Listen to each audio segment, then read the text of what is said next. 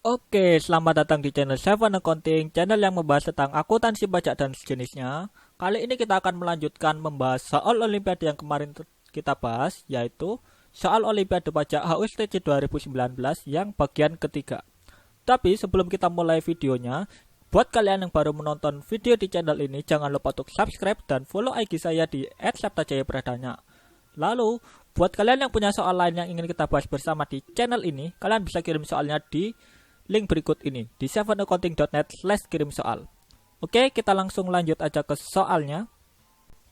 Oke, kemarin kita sudah bahas yang nomor 21 sampai nomor 35. Sekarang kita bahas yang 36 sampai selesai. Oke, soal yang nomor 36. Pak Burhan memiliki penghasilan neto 180 juta. Berstatus kawin pisah harta dan penghasilan. Memiliki seorang anak dan seorang istri yang memiliki penghasilan itu 120 juta. Maka berapakah yang harus dilaporkan Pak Burhan untuk SPT tahunan? Ini berapakah, ini agak susah ya. Ini maksudnya pajaknya atau penghasilan kena pajaknya, tapi nggak apa-apa, kita langsung hitung saja nanti. Oke. Nah, ini kita hapus dulu. Baik, tadi penghasilan neto Pak Burhannya, penghasilan neto 180 juta. Berarti nanti kita langsung kurangkan dengan PTKP karena penghasilan ini sudah neto. Kita lihat PTKP-nya Pak Burhan. Pak Burhan memiliki penghasilan itu 180 juta. Berstatus kawin, memiliki seorang anak dan seorang istri. Berarti Pak Burhan sudah kawin. Sebentar. Mana outset? Oke. Berarti Pak Burhan sudah kawin jadi K dan punya anak satu. Seperti ini. Berarti ini untuk PTKP-nya Pak Burhan sendiri 54 ya. Pakai tahun yang sekarang. Di sini nggak dijelaskan tahun berapa. Kalau nggak dijelaskan berarti pakai tahun yang sekarang aja. Dan lalu setelah Pak Burhan, status kawinnya dan satu tanggungannya, satu anaknya tanggungan. Oke, 4.500.000. Ini juga 4.500.000. Nah, ini kelebihan satu. Oke. Berarti di sini penghasilan kena pajaknya neto kurang ini, kurang ini, kurang ini. Oke, 117. Berarti yang dicari PPh-nya ya. Langsung saja PPh. Yang pertama, tarif pertamanya 50 juta. Kita kalikan dengan 5%. Nah, berarti sisa 67 juta ya. Yang selanjutnya 67 juta kita kalikan dengan tarif keduanya, yaitu kali 15%. Nah, kalian bisa cek tarifnya nanti di soal yang sebelumnya, di part pertama ada kok, saya sudah jelaskan. Dan berarti di sini 50 juta dikali 5%. Dan di sini 67 juta dikali 15%. Sama dengan kita tambahkan. Nah, ini hasilnya 12.550. Ini berarti jawabannya yang B. Begitulah cara menghitung PPh pasal 21. Mudah kan? Oke, kita langsung saja ke soal yang berikutnya. Nomor 37. Surat berharga seperti Wesel, Promes, dan Ascap yang harga nominalnya sampai dengan 250.000 dikenakan tarif biaya materai sebesar. Sebenarnya ini sudah saya bahas di yang part pertama, bagian pertama itu, tapi ya nggak usah saya bahas lagi ya, karena sudah saya bahas. Ingat ya, kalian ingat-ingat kalau sampai dengan 250 berarti kan kurang dari 250.000 itu tidak dikenakan biaya materai. Kalau 250 sampai 1 juta itu 3.000, dan kalau lebih dari 1 juta itu 6.000. Ingat ya, tapi ini berlaku untuk tarif lama karena sekarang materai itu sudah menjadi satu tarif saja, yaitu 10.000. Jadi ini sudah nggak berlaku sekarang, tapi tetap kalian pelajari untuk semisal di Olimpiade itu muncul, karena di Olimpiade itu nggak cuma menguji yang tahun sekarang aja, tapi tahun-tahun sebelumnya juga. Oke, lanjut soal berikutnya aja. Nomor 38. Dari pernyataan berikut yang menggambarkan bahwa pajak penghasilan merupakan pajak subjektif adalah kita bahas satu-satu saja. Yang A, kondisi subjek pajak tidak diperhatikan sudah jelas salah. Objek pajak adalah penghasilan yang berasal dari Indonesia dan luar Indonesia. Karena ada objeknya pasti salah. Yang C, pengenaan pajak dimulai dengan menetapkan subjeknya dulu, baru dicari objeknya. Nah, ini yang benar ini. Berarti subjeknya dulu, baru objeknya. Yang D kita lihat, beban ekonomis pajak bisa sudah jelas salah. Berarti jawabannya adalah yang C ini ya.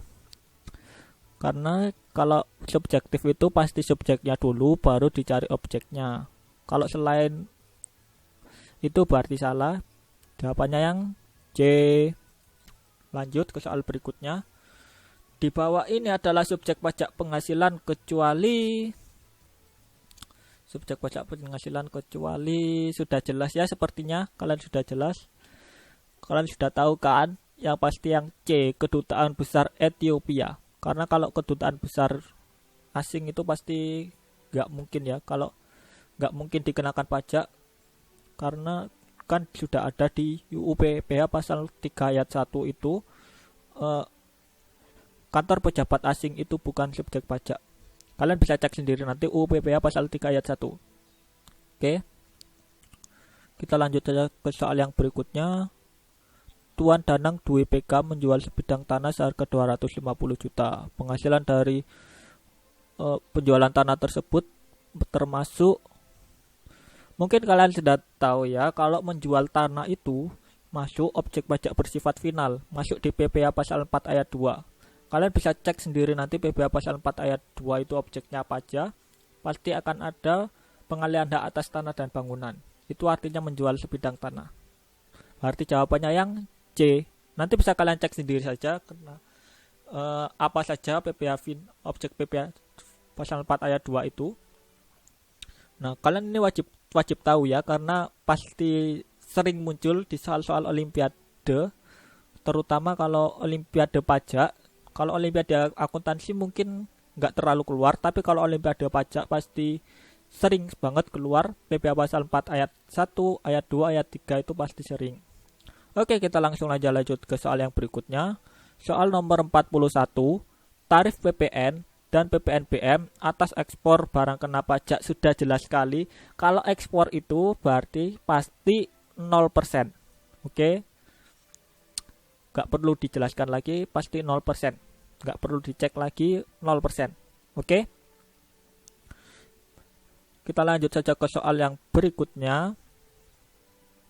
Oke, soal nomor 42. Fungsi dari SPT adalah, kita cek saja satu-satu jawabannya. Yang A, alat koreksi, pertanggungjawaban, perhitungan jumlah pajak terutang, pembayaran sendiri, dan dari pemotong. Perlu kalian perhatikan ya, SPT itu bukan untuk mengoreksi ya, tapi untuk melaporkan pertanggungjawaban ini ya, perhitungan jumlah pajak terutang, pembayaran sendiri, dan dari memotong. Bukan untuk mengoreksi. Kalau alat koreksi itu bukan SPT namanya, tapi surat apa itu sih?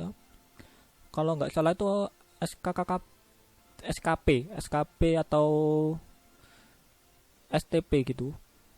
Terus yang B, alat koreksi, alat sudah jelas salah. Yang C, pelaporan dan pertanggungjawaban, perhitungan jumlah pajak terutang, dan alat menagih pajak.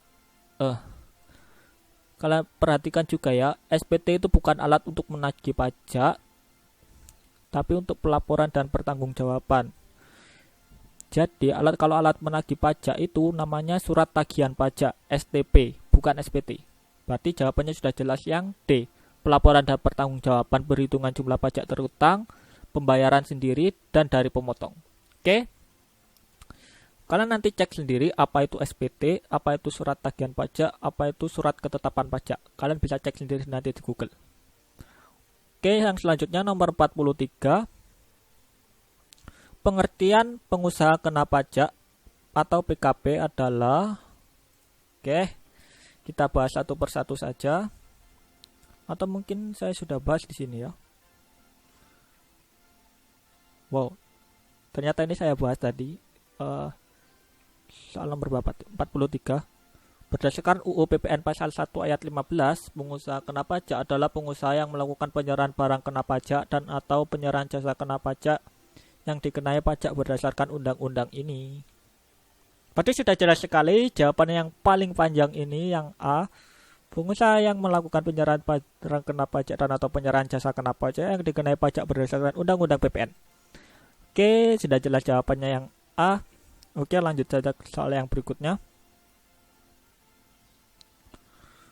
Batas waktu penyampaian surat pemberitahuan tahunan pajak penghasilan wajib pajak orang pribadi adalah, perlu kalian ketahui kalau SPT tahunan wajib pajak orang pribadi itu 3 bulan setelah akhir tahun pajak. Tapi kalau SPT tahunan pajak penghasilan wajib pajak badan itu paling lama 4 bulan. Jadi karena di sini orang pribadi ya, berarti yang C, paling lama 3 bulan setelah akhir tahun pajak.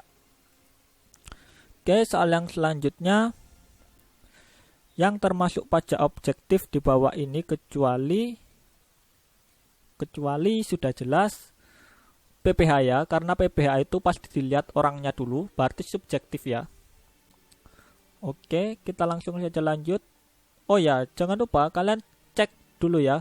Kan dulu di video sebelumnya yang part kedua itu sudah saya suruh cek apa itu yang pajak subjektif, objektif, langsung tidak langsung, pajak pusat, pajak daerah. Kalian cek juga ini subjektif dan objektif ini, karena pasti sering keluar kalau di olimpiade pajak gitu.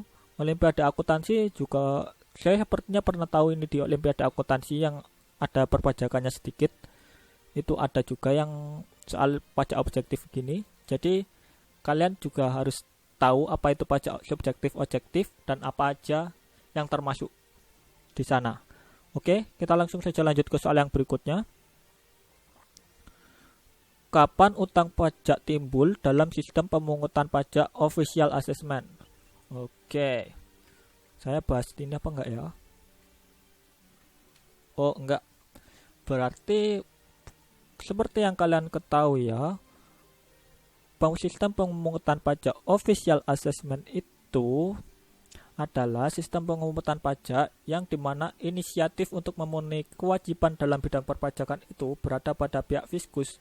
Jadi orang itu bayar pajak kalau sudah ditagih sama petugas pajaknya atau sama fiskus ini. Jadi jawabannya adalah, kita cek satu-satu dulu saja. Utang pajak timbul setelah dikeluarkan.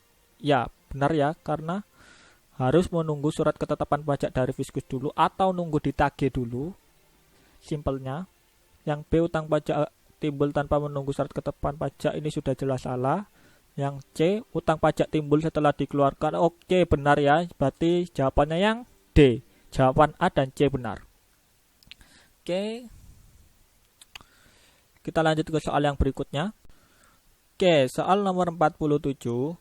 Metode pemungutan PPN di Indonesia menganut, oke, buat kalian yang nggak tahu aja ya, sistem pemungutan pajak pertambahan nilai atau PPN di Indonesia itu menganut metode pengkreditan.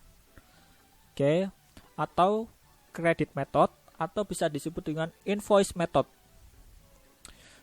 Dengan sistem ini, pengusaha kena pajak yang memungut PPN ketika melakukan penjualan atau penyerahan akan mengurangkan terlebih dahulu dengan PPN yang telah dibayar ketika membeli barang atau jasa. Jadi, jawabannya adalah yang A, invoice method. Nah, terus kalau refund method, collection method, regressive method itu apa? Kalian nanti cari sendiri di Google. Jangan cuma mengandalkan saya saja, oke? Kalian harus cari sendiri di Google.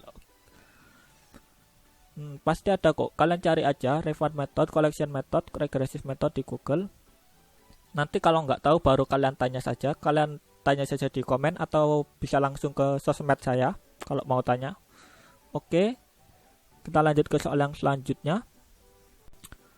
Pada tanggal 31 Desember 2013, PT ABC, seorang pengusaha kena pajak, mengumumkan dividen tunai sebesar 4 juta kepada PT XYZ yang memiliki kepemilikan modal sebesar 25%.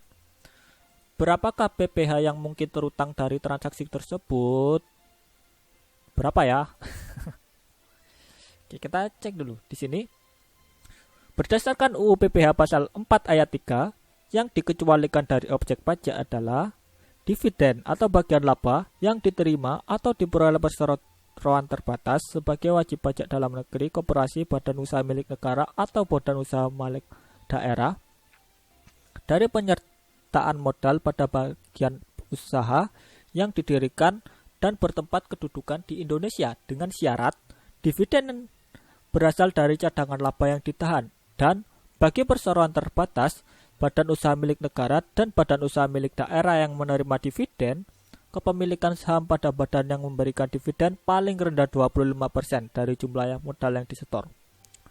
Berarti kalau dia kepemilikan sahamnya itu 25%, akan dikecualikan dari objek pajak. Berarti ini karena di sini kepemilikan modalnya itu sebesar 25%, jadi dikecualikan, yang berarti jawabannya adalah tidak terutang. Berarti jawabannya A. Oke. Kita lanjut saja ke soal yang berikutnya. Soal nomor 49.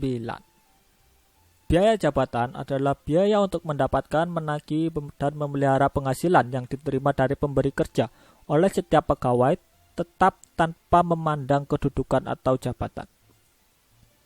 Abdul memperoleh penghasilan bruto dari dua pemberi kerja, yaitu PT Abang Senang Bersama sebesar 25 juta setahun dan PT Adik Senang Bersama sebesar 150 juta setahun.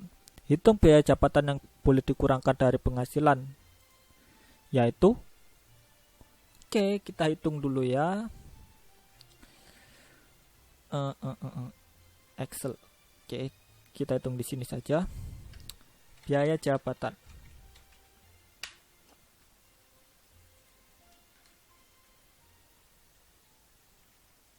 Nah, di sini kalian mungkin sudah tahu ya, kalau biaya jabatan itu dihitung 5% dari penghasilan bruto. Dan di sini penghasilan bruto dari PT Abang Senang 25 juta dan dari PT Adik Senang Bersama 150 juta. Oke, yang pertama dari PT Abang Senang dulu, PT Abang Senang dan PT Adik Senang. Yang dari PT Abang Senang, berarti kan berapa tadi? Maaf, 25 juta. Abang Senang 25 juta, Adik Senang 150 juta. Berarti yang dari Abang Senang 25 juta dikali dengan 5%. Dikali dengan 5%. Oke, sebegini. Dan dari Adik Senang 150 juta setahun ya, sama dengan 150 juta kita kalikan dengan 5%, 7.500.000. Nah, di sini ya, mungkin kalian sudah tahu kalau biaya jabatan itu paling tinggi, maksimal kalau sebulan 500.000, kalau setahun maksimal 6 juta. Jadi di sini nggak boleh 7.500.000, maksimalnya 6 juta. Jadi langsung kita ganti aja 6 juta. Oke, ini kita tambahkan. Ini ditambah dengan ini 7.250.000. Berarti itu biaya jabatannya. Tapi kalau ini karena kan PT Abang Senang sama Adik Senang itu menghitungnya beda. Jadi ini boleh 7.250 karena cuma pertambahannya saja. Perhitungannya itu berbeda karena PT Abang Senang menghitung sendiri, PT Adik Senang menghitung sendiri. Jadi kalau total biaya jabatan itu segini. Oke? Kalau kalian masih kurang paham, kalian bisa cek sendiri saja di Google nanti bagaimana perhitungan biaya jabatan. sebenarnya itu gimana, ada kok di Google. Saya juga pernah nyari di Google. Jadi jawabannya adalah yang D, 7.250.000. Kita langsung saja ke soal yang selanjutnya. Bila Justin Bieber mengadakan konser musik di sebuah hotel di Surabaya dan kepadanya diberikan honor, maka Justin Bieber termasuk A. Objek pajak dalam negeri, objek pajak luar negeri, wajib pajak luar negeri. Sudah jelas ya. Subjek pajak luar negeri karena Justin Bieber itu orang, berarti subjek bukan objek ya. Oke, berarti jawabannya yang D. Oke, sampai di sini dulu pembahasannya mengenai soal Olimpiade Pajak HSTT 2019. Kita sudah bahas 50 soal jadi 3 video. Wow. Lama juga ya pembahasannya. 50 soal sudah 50 soal saja 3 video. Tapi yang lama memang karena pembahasannya itu soalnya ada yang agak sulit, ada yang agak mendalam gitu. Tapi ini masih mudah sih kalau di tingkat SMK. Yang susah itu pas di tingkat kuliah itu karena peraturan pajaknya sudah sampai yang lebih mendalam. Jadi kesimpulannya setelah kita bahas soal-soal ini itu pajak itu mudah kalau kalian paham peraturannya. Oke? Jadi usahakan paling tidak kalian pernah baca sekali gitu atau pernah tahu sekali, dan kalau pengen bisa itu sudah jelas kalian harus sering-sering berlatih soal, karena kalau kalian sering berlatih soal itu pasti untuk mengerjakan soal yang hampir sejenis itu pasti akan terasa mudah. Jadi banyaklah berlatih soal, karena di Google itu juga banyak latihan-latihan soal, kalian bisa kerjakan saja. Atau nanti kalau misal kalian ada yang nggak bisa, kalian bisa langsung kirim saja ke link yang pertama tadi, yang pertama saya tunjukkan tadi. Nanti kita bahas bersama di channel ini. Oke, itu saja pembahasan mengenai soal Olimpiade HSTC 2019. Terima kasih sudah menonton. Sudah 3 video ya. Wah, terasa lama sekali menurut saya karena saya harus mengedit dan harus berkali-kali merekam videonya karena saya itu emang nggak terlalu lancar untuk ngomong. Oke, itu saja untuk video ini. Jika kalian punya soal lagi yang ingin kita bahas bersama, kalian bisa langsung klik link yang ada di deskripsi. Ini akan saya sediakan nanti di deskripsi untuk mengirim soal. Nah, dan jangan lupa juga untuk nyalakan notifikasi channel ini agar kalian tidak ketinggalan kalau ada video baru. Untuk pertanyaan lebih lanjut, kalian bisa hubungi kontak saya yang ada di sini nih. Dan jangan lupa untuk follow Instagram saya ya. Jangan lupa follow @sabtajayapradana. Jangan lupa juga untuk like video ini jika kalian suka, share ke teman-teman kalian agar banyak manfaatnya juga, dan jangan lupa untuk subscribe agar tidak ketinggalan video baru, dan komen apabila ada yang ingin kalian tanyakan. Oke? Baiklah, sampai sini saja. Terima kasih.